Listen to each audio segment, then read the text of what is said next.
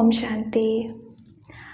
आपने एक बात अनुभव किया होगा, एक्सपीरियंस किया होगा, देखा होगा कई बार जब किसी को तन में यानी शरीर में कोई प्रॉब्लम होती है ना, हमारे किसी संबंधी को जिससे हम प्रेम करते हैं, जिनके हम साथ रहते हैं, हम उन्हें बहुत सहयोग करते हैं, सपोर्ट करते हैं, उन्हें पानी देंगे, उन्हें भोजन देंगे, उनके साथ बैठे रहेंगे, सहयोग करेंगे।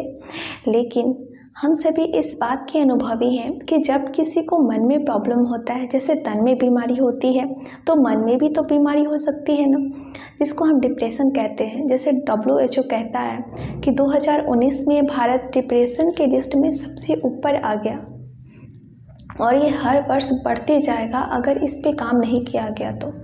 हम सोचते हैं इस पे क्या काम किया जाए, हमें तो पता ही नहीं होता है कि हम डिप्रेशन में हैं या हमारे जो संबंधी हैं वो डिप्रेशन में हैं। हम तो उनकी कंप्लेन करते हैं ऐसे भी लोगों से कि ये ऐसा बोलते हैं, इनको तो बोलने का भी पता नहीं कि ये क्या बोलना है, इनके लिए कितना भी कर लो ये चिल्लाते रहेंगे। करते हैं ना ये सब चीज़ें, लेकिन कभी हमने ये सोचा है कि ये मन से तो बीमार कहीं नहीं है। कई बार ऐसा नहीं होता कि कई बार हम बैठे हैं किसी के साथ और उसने कुछ ऐसा बोल दिया, वी कांट एक्सपेक्ट कि कोई ऐसे भी बोल सकता है, इस सिचुएशन में कोई ऐसे भी बोल सकता है। बिल्कुल बोल सकता है। जब कोई मन से बीमार हो तो वो कुछ भी बोल सकता है, वो कुछ भी कर सकता है।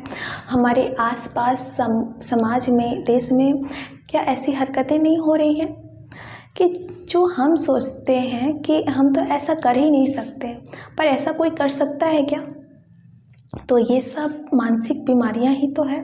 तो यहाँ पर हमें सहयोग करना चाहिए, ना कि उनकी मजाक उड़ानी चाहिए, सबके सामने बुराई करनी चाहिए, उनको और निगेटिव एनर्जी भेजते हैं। अगर मानो उनकी निगेटिविटी का लेवल इतना है, जब हम उनको इतना बोलते हैं तो इतने सारे लोग निगेटिव थॉट उनको क्रिएट करते हैं, तो उनके पास कितना निगेटिव जाता होगा एनर्जी। और हम जिन्हें कहते हैं कि हम कहते हैं कि हम इनसे बहुत प्रेम करते हैं, तो हम इस पे ध्यान दे सकते हैं, अटेंशन रख सकते हैं कि आगे से ऐसा ना हो। तो क्या करें फिर?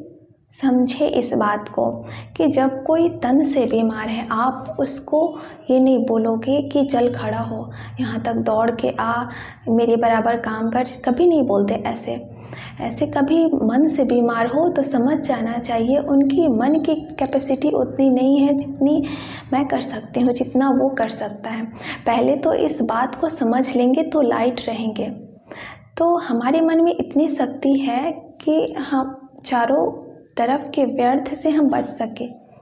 जैसे एक बच्चे को देखिए आप, बच्चा व्यर्थ से मुक्त है। जब तक वो सोएगा ना, वो तब तक कुछ ना कुछ करता रहेगा।